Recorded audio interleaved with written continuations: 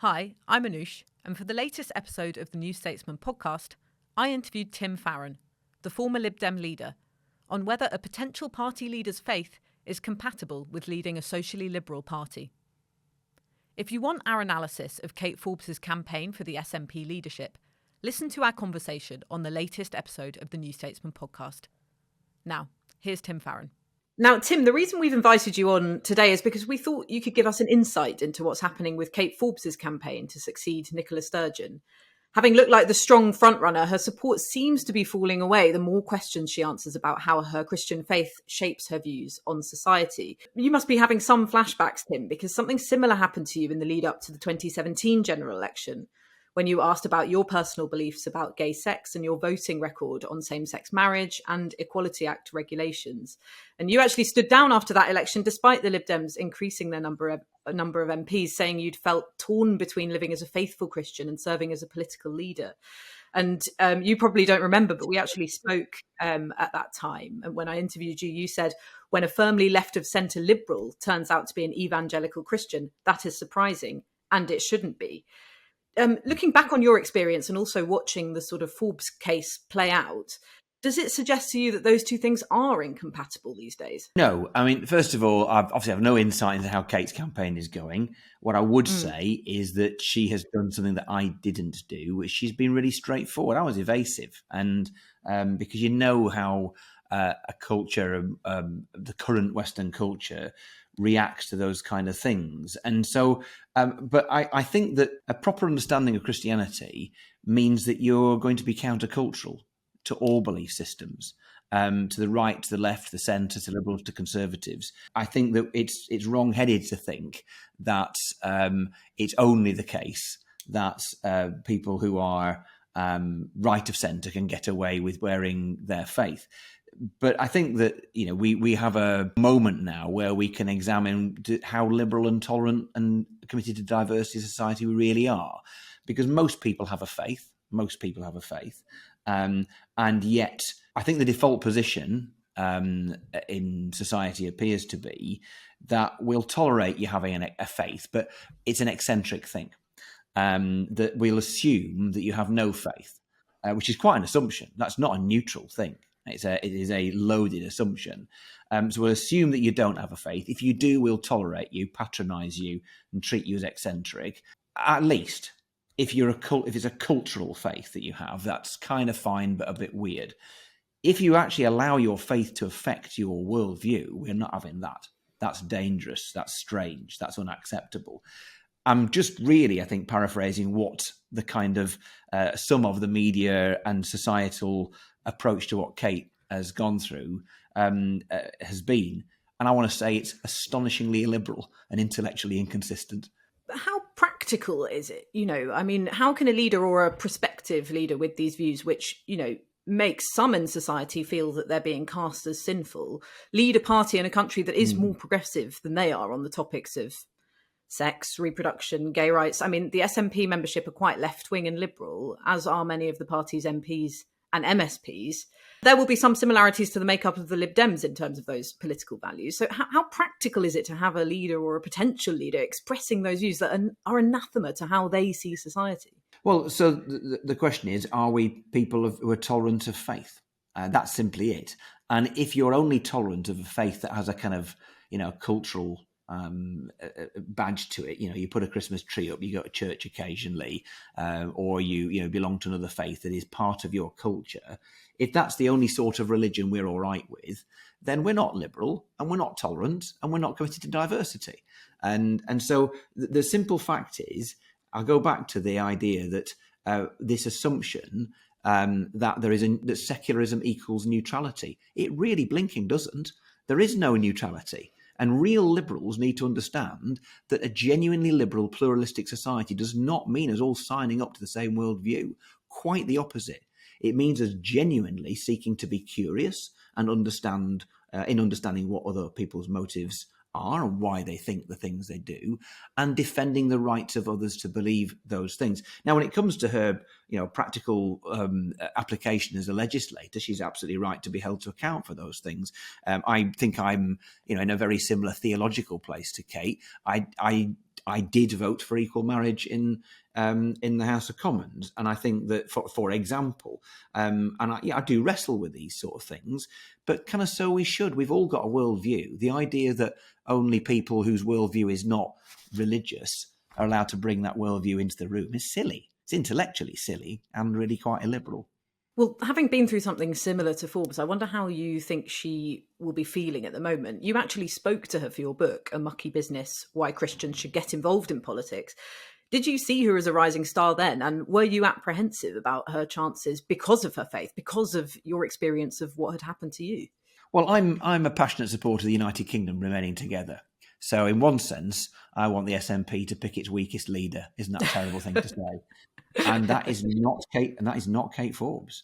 If you look at it, one of the really interesting things here is that I think, and no offence to other candidates in the race, she's head and shoulders above them. Head and shoulders in terms of competence. Just look at how she's managed the department she has over recent times, and look at how her opponents have managed the departments they've been in charge of. If you're looking at basic competence and ability to convince and to lead, she is easily the best candidate, easily, right? And I say that as somebody who wants the SNP to fail. I don't mean that ungently. I just want the union to stay together.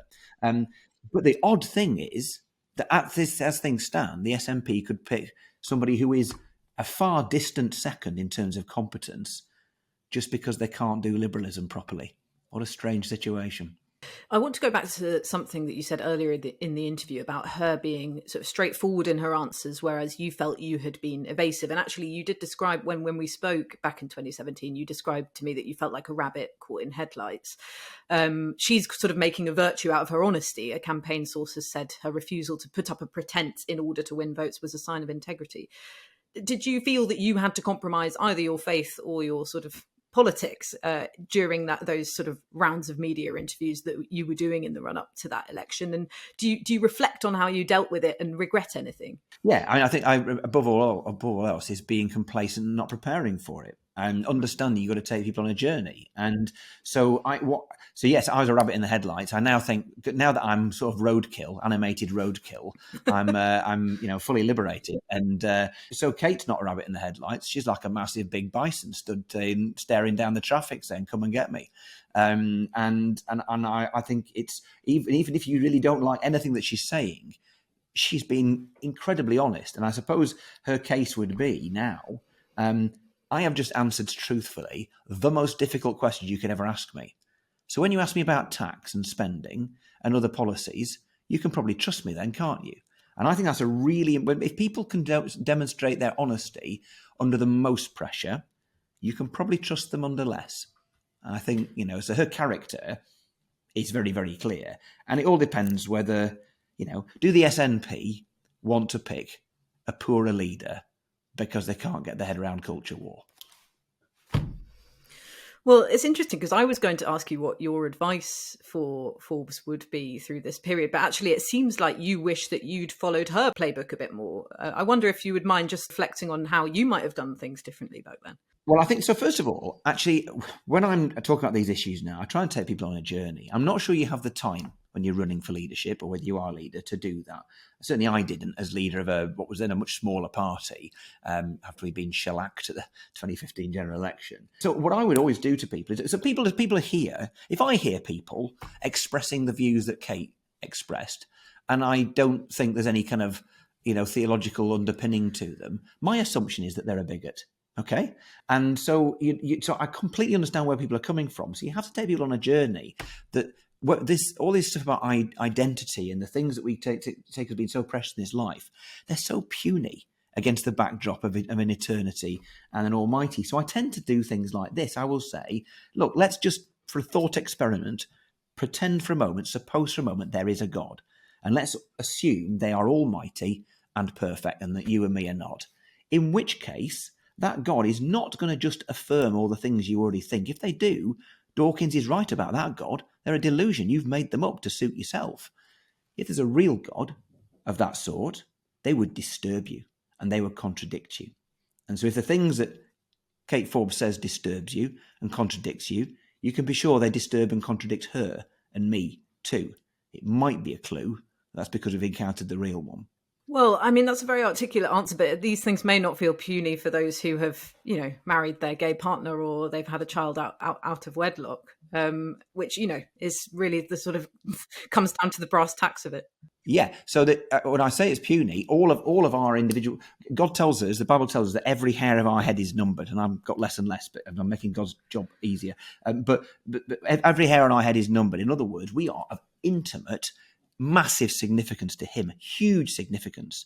So when I say these things are puny, I'm talking about the things that we are bogged down with in our lives, and they are massively important to us. My relationships are important to me. All those sort of things, they're important. I don't denigrate people's different identities, relationships, and all the rest of it.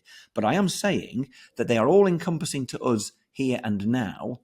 What the Bible says is true. They are puny by comparison to they matter to him, and they're puny at the same time. And just lastly, how do you think Forbes will fare, judging by how your own experience went? And also, do you think she will bow to pressure from her party in the end? I think you said that you felt a bit under pressure to start answering those questions about gay sex being sinful differently during your media rounds. I've no idea, really, as to how she will fare. I think there's a reasonable chance that, having been direct up front early on, she wins the right to say, I've answered all that. I want to talk about independence. I want to talk about the health service. I want to talk about the economy. So she might get that right. Some people will just write her off now. If you are unafraid of defeat because you want to do the right thing, you're in a very secure place, a very liberated place. And so, I pray that she has peace where that she's at, and that she gets a fair hearing now. And if she wins, she wins. If she loses, she loses. But no one can claim that she's pretended to be anything that she's not. And that's a thing that probably all politicians, whatever their background and beliefs, ought to aspire to. Integrity is a massively, massively rare quality amongst those of us who seek to lead, and she's demonstrated it. Thank you so much, Tim Farron. Thanks for your time. You're welcome. Thanks so much for watching. And if you want to ask us a question for You Ask Us, you can put one in the comments. And don't forget to subscribe to our channel. And you can watch more episodes of the New Statesman podcast and other videos in our feed.